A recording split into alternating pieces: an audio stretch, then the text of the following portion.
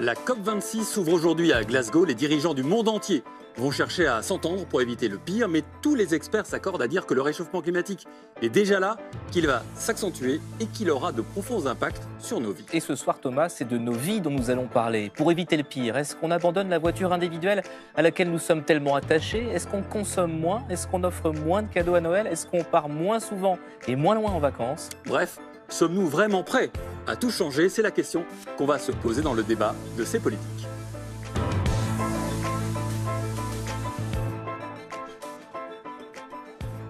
Et pour en débattre, des gens qui ont soit tout changé, soit un point de vue sur le changement, soit qui nous expliquent pourquoi on n'arrive pas à changer. À vos côtés, un maire qui, lui, voit tous les jours les effets du dérèglement climatique sur sa commune.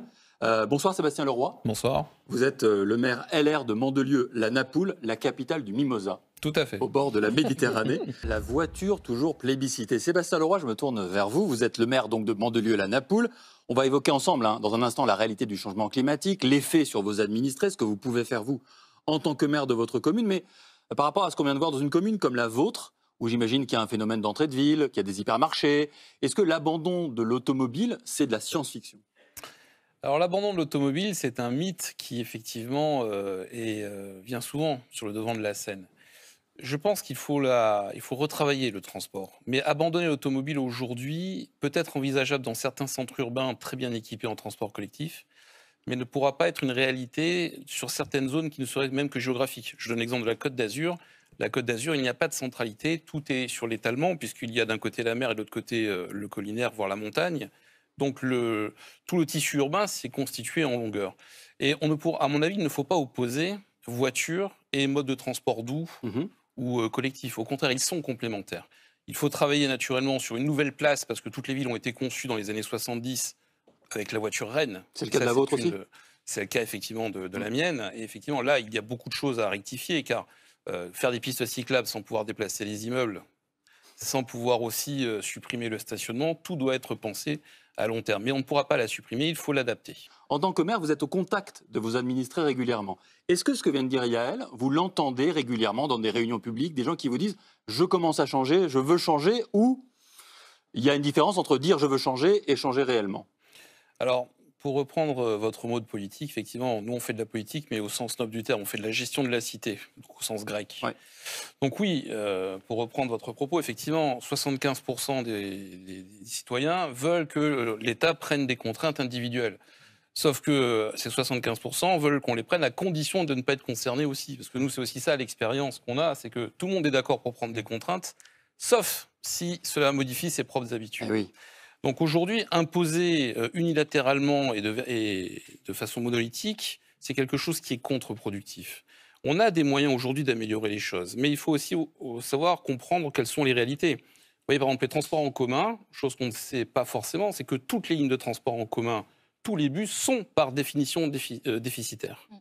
Tout perd de l'argent, donc les budgets publics doivent l'équilibrer. Il y a des choix à faire. Il y a des choix à faire, parce que l'argent que vous mettez sur ces budgets-là, vous ne pouvez pas le mettre sur d'autres aménagements, sur d'autres dépenses de fonctionnement qui peuvent être aussi essentielles.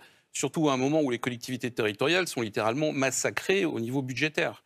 Donc c'est vrai que tout cela doit être fait. Et pour répondre à cet objectif, il n'y a qu'une seule solution, c'est qu'il faut expliquer. Il faut se donner des ambitions, mais pas à 6 mois. Il faut se dire voilà où on va être dans 10 ans, dans 20 ans, dans 30 ans. Et de là, mettre en place des programmes qui vont faire bouger les choses, mais dans le temps. Parce qu'aujourd'hui, si vous dites, moi je prends l'exemple, j'exagère, si je dis aux citoyens demain, écoutez, c'est très simple, si vous faites moins de 500 mètres, vous ne prenez plus la voiture, vous doutez bien qu'il va y avoir une révolution générale. Vous ne serez pas réélu. Personne ne le fera. Non, mais c'est même pas ça. C'est que personne ne le respectera. Parce que tout le monde vous dira comment je fais. Je ne peux pas me déplacer, j'ai besoin de ma voiture, j'ai les enfants à aller chercher à l'école, etc., etc. Donc il faut être réaliste et concret. Mais il faut effectivement se donner les moyens de répondre à ces objectifs parce que le monde change. Il y a aussi la réalité des crues.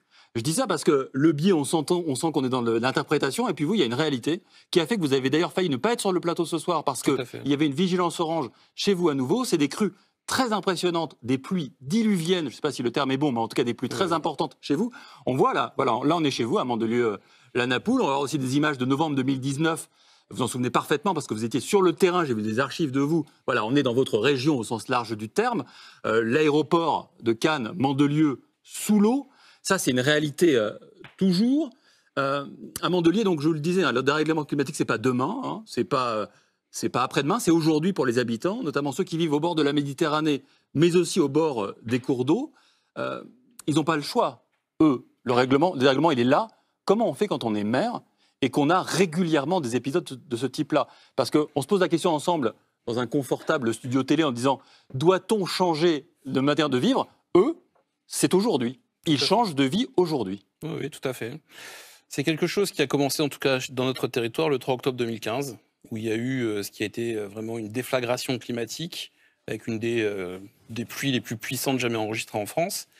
Et ce jour-là, on a eu ce que l'État a qualifié de crue tricentenale. C'est-à-dire, pourquoi tricentenale? Parce qu'elle n'avait jamais été enregistrée depuis que les données existaient. Et après cet événement apocalyptique, on peut bien le dire, puisqu'on a eu des petits cours d'eau qui faisaient 1 mètre de large et 10 cm de fond se transformer en torrents de 60 mètres de large sur 8 mètres de fond, parce qu'on a pris à peu près 300 mm en l'espace de 2 heures de temps. Mais nous, on a une ville qui a une particularité, c'est qu'on est traversé par 2 cours d'eau qui drainent à la fois tout l'Estérel, qui est le massif collinaire au bord de la Méditerranée, et tout l'arrière-pays des Alpes-Maritimes. Donc tout arrive dans notre ville. Et aujourd'hui, c'est un cas assez particulier, puisque vous avez une urbanisation qui date des années 60-70, qui a été faite à une époque où on ne prenait aucun compte de l'écoulement des eaux, des phénomènes naturels, même de la simple exploitation agricole, pour faire de la promotion immobilière. Et cette ville, aujourd'hui, se trouve confrontée, après 50 ans de calme, à des crises climatiques majeures. Donc aujourd'hui, on doit transformer une ville. Et ça ne peut se faire qu'en accompagnant aussi la prise de conscience. Et cette prise de conscience, elle va se faire à la fois dans les transformations urbaines, puisqu'on va vivre avec le risque, parce que nous ne mentons pas, ça va se reproduire. Et ça ne va pas se reproduire dans 5 ans, ça va se reproduire peut-être là dans 2-3 semaines, peut-être dans 1 an. En fait, aujourd'hui, on le voit d'ailleurs partout en France. Quand on arrive dans ces épisodes, dans ces périodes, et encore qu'aujourd'hui, on le voit même pendant l'été, on le voit même en hiver. Nous, on a été frappés en 2019, en fin novembre, début décembre. Et pour tout vous dire, on le voit même au niveau européen et mondial. Donc aujourd'hui, on doit évoluer à grands pas. Ça veut dire que quand on est maire aujourd'hui, d'une commune comme la vôtre, tous les jours, on est avec le bulletin de Météo France sur le bureau? Tous les jours, aujourd'hui, vous savez que ça peut arriver. Et c'est pour ça que, effectivement, j'ai fait une opette sur ce plateau. C'est que jusqu'au dernier moment, regardez la tempête Alex, c'était l'année dernière. La tempête Alex, elle est passée à 15 km de mon territoire. Il suffisait que le vent change, et ce n'était pas la RP niçois qui était dévastée, c'était la ville de Mandelieu. Et alors, j'ai lu que vous êtes proactif. Vous allez racheter des maisons qui sont en danger. Comment ça se passe concrètement? Vous allez voir les gens et vous leur dites il faut partir? Alors, c'est très difficile. Parce que, et c'est là où aussi on rejoint un petit peu l'analyse, effectivement, de la psyché, c'est que je vous donne 2 exemples. Un exemple d'un quartier de villas individuelles qui ne sont pas éligibles au fonds Barnier, donc c'est la ville qui rachète avec ses deniers propres. Sur tout ce quartier, j'ai une seule famille qui a accepté de me vendre la villa, alors que tous les autres, alors qu'ils ont eu parfois 2 mètres d'eau et qu'ils n'ont pas d'espace refuge, ne veulent pas partir, veulent rester, veulent se protéger. Donc on ne peut pas les forcer à vendre. Sauf si après, à terme, on arrive à faire requalifier les zones dans des espaces où il faudra reconstruire et renaturaliser. Aujourd'hui, la ville de Mandelieu a dépensé 15 millions d'euros pour des rachats de foncier, 100 000 m² le long des berges du Rioux, que sur ce cours d'eau. Et là, on est en train de finaliser l'achat de 15 hectares auprès de l'immobilière Casino, qui sont des vergers de Minel, pour nous faire aussi cette zone d'expansion de crue. Et à travers cette modification de l'espace urbain, on va imprégner la culture du risque. Parce qu'on va vivre avec. Et ça, c'est inévitable. Et aujourd'hui, c'est quelque chose qui est très compliqué, parce que le droit français n'y est pas adapté. Les finances communales ne sont pas aidées ou dans une très très faible mesure. Et vous n'avez pas de procédure en l'état qui permet de l'imposer, sauf après des décennies. Allez, le mot de la fin, Sébastien Leroy, vous vouliez parler? Très rapidement. Très rapidement. Je rejoins sur une chose, c'est qu'effectivement aujourd'hui, le droit français, la loi française n'est pas du tout préparée à ça. Et même les services de l'État doivent faire leur révolution. Certains ont commencé à le faire.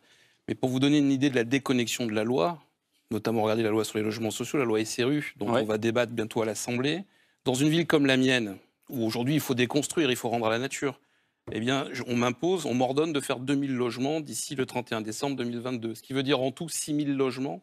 Et comme je ne peux pas les faire, je suis sanctionné avec de l'argent qui ne sert pas à protéger le territoire. Et vous devez déminéraliser votre territoire pour ne pas être sujet à des crues. Allez, merci à tous. De la végétation, pas de maison. Merci à tous.